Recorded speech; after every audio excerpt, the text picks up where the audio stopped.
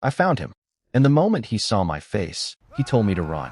It took me 3 weeks to get here. 3 weeks of piecing together fragments from old news archives, department records nobody had bothered to seal properly, and one offhand comment from a retired fire captain who agreed to talk to me only after I promised, 3 separate times, that I wasn't a journalist. Welcome back to Nightfall BL Stories. If you haven't seen episode 1 yet, I would go back to it. We're picking up right where we left off. Now, let's continue. 3 weeks led me to a name on a utility bill that shouldn't have existed for a man who'd been declared missing. A name led me to an address on the industrial edge of the city, half abandoned, the kind of block that stopped pretending to be anything other than forgotten a long time ago. I stood outside that door longer than I want to admit. Long enough that if anyone had been watching, they'd have assumed I'd lost my nerve. I hadn't lost my nerve. I'd just run out of ways to convince myself this was a rational thing to be doing. I knocked anyway. Nothing, for a long moment.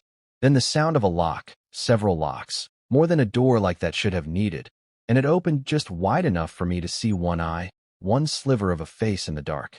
And then it opened all the way, because whoever was on the other side had clearly decided that hiding was pointless now that I was already standing there. He was taller than I'd pictured, broader. There was a stillness to him that didn't match anything in the photograph I'd found. Like the version of him that used to smile easily at a camera had been packed away somewhere years ago and never taken back out. For a moment, neither of us said anything. He just looked at me the way you'd look at a mistake you'd been dreading for a very long time. "You shouldn't be here," he said, finally. His voice, I knew that voice. I'd have known it anywhere by now.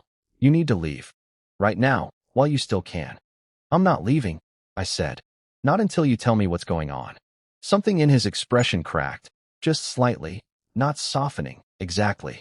More like a man watching a door he'd worked very hard to keep shut swing open anyway. "You have no idea what you just walked into," he said.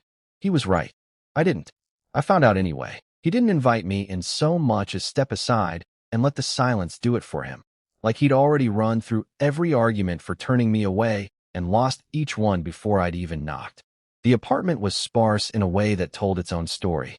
No photographs. No calendar on the wall. Nothing that suggested a person planning on staying anywhere long enough to need one. A single lamp in the corner. A window with the blinds drawn tight enough that no light from outside made it through the seams. "Sit if you want," he said, not looking at me. "You're not going to like standing for this." I sat. He didn't. He stood by the window with his arms crossed, like he needed the distance between us more than I understood yet. "How did you find me?" he asked. "Records. A utility bill under a name that shouldn't exist. A retired fire captain who still feels guilty about something he won't say out loud." I paused. "You want to tell me what happened to you 3 years ago, or should I keep guessing?" Something flickered across his face, not anger, closer to exhaustion. The look of a man who'd been asked that question by no one in a very long time, because no one had gotten close enough to ask it.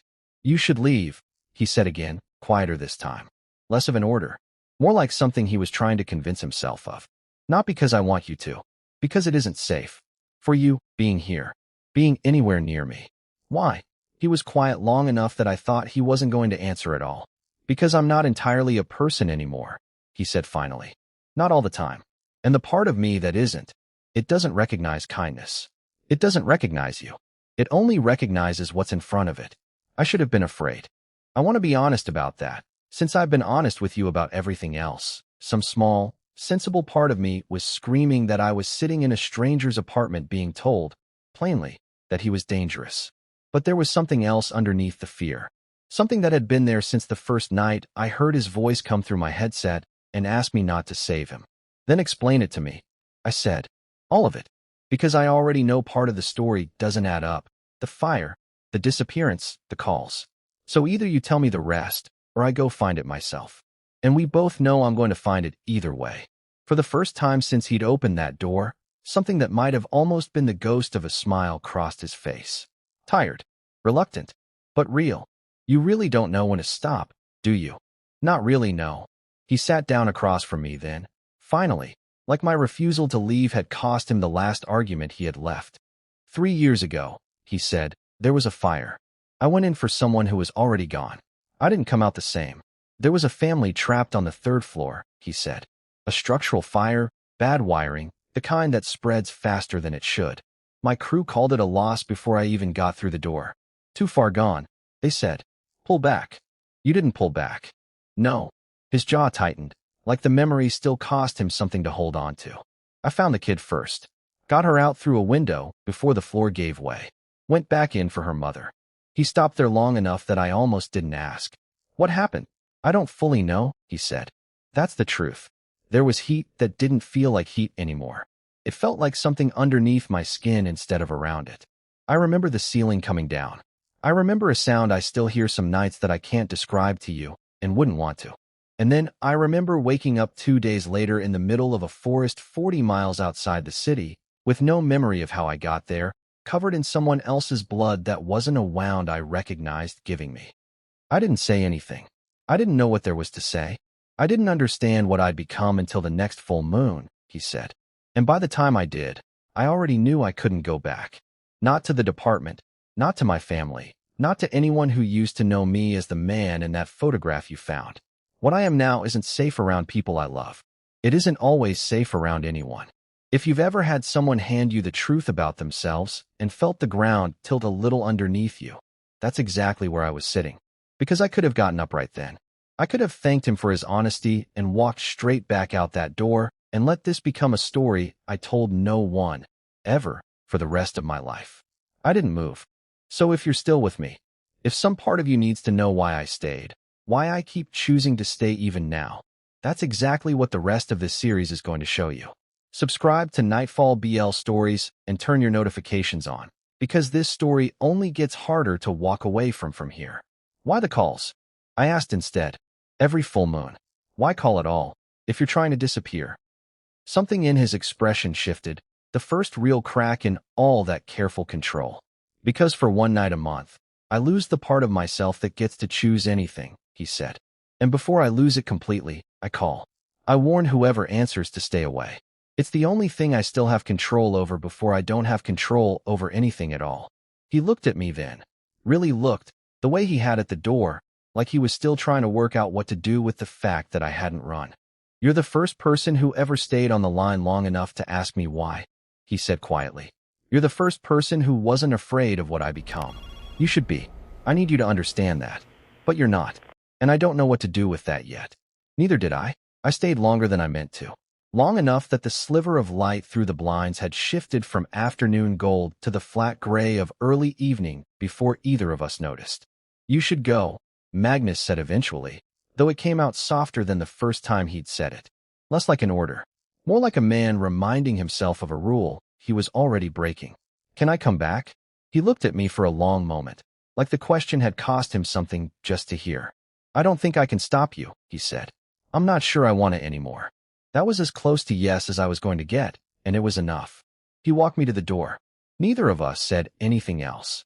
There didn't seem to be a version of goodbye that fit what had just happened between us, so we didn't try to force one. I stepped out into the cooling evening air, and the door shut quietly behind me, and I stood there for a second just breathing, trying to fit everything I'd just learned into a life that, 24 hours ago, hadn't had room in it for any of this. The walk back to the train was longer than I remembered it being on the way there. Maybe because I was tired. Maybe because some part of me kept turning back to check the door I'd just left, half expecting him to change his mind and call me back. I didn't notice the car at first. It was parked at the end of the block, engine off, windows tinted just enough that I couldn't make out anything inside except a shape, still, patient, angled in a way that had nothing to do with waiting for anyone else on that street. I told myself it was nothing. People park cars. People sit in them for reasons that have nothing to do with me. But I felt it the way you feel a hand settle on the back of your neck before you've even turned around. That specific, unmistakable sensation of being watched by someone who has absolutely no interest in being noticed. I didn't run. I didn't want to give them the satisfaction of knowing I'd clocked them. I just kept walking, my pulse a little too loud in my own ears, replaying everything Magnus had told me. The fire, the forest, 3 years of hiding from something he never named directly, no matter how many times I circled the question. Someone had been looking for him for 3 years too. And now, it seemed, they'd found me instead. I didn't tell Magnus about the car. I'm still not entirely sure why. Maybe because I didn't want to hand him one more thing to carry, Not after everything he'd already told me that day. Maybe because some stubborn part of me needed to believe I'd imagined it, that I was tired and paranoid, and reading danger into a stranger parked on a street where I didn't belong. I went back 3 days later anyway. He opened the door before I even knocked this time, like he'd been listening for my footsteps on the stairs, and something in his face shifted when he saw me. Not quite surprise. Relief, maybe, worn carefully behind an expression that didn't want to admit to it. "You came back," he said. "You say that like you didn't expect me to." I didn't. A pause. I don't let myself expect things anymore. It's easier that way. I stepped past him into the apartment, and this time he didn't stand by the window with his arms crossed. He sat across from me at the small kitchen table, close enough that I could see the tension sitting in his shoulders, like a man who'd spent 3 years learning to hold himself very carefully and had almost forgotten how to let that go. "Can I ask you something?" I said. "You've been asking me things since the day you called my number." "Fair." I turned my mug of tea between my hands, not quite looking at him. "Do you ever think about what your life would look like if none of this had happened? If you just stayed the man in that photograph?" He was quiet for a long moment. "Every day," he said. "And then I remember that man didn't know you existed. So I don't know if I trade it. I should. I know I should. But I don't." I looked up at that. He was already looking at me, steady, unguarded in a way I hadn't seen from him yet, like something in him had finally stopped bracing for me to leave. Neither of us moved for a long moment. The space between us felt smaller than the distance actually separating the 2 chairs we were sitting in. "Elliot," he said, quiet, "I need you to understand something. Whatever this is, whatever's starting here, it isn't safe. Not just because of what I become, because I don't know who's still looking for me, or why, or what they'd do if they knew someone mattered to me. I already know someone's looking," I said. "I saw a car outside your building 3 nights ago. I didn't tell you because I didn't want to scare you off from letting me back in." His whole body went still. "Describe it," he said. "Now." He didn't answer me right away after that.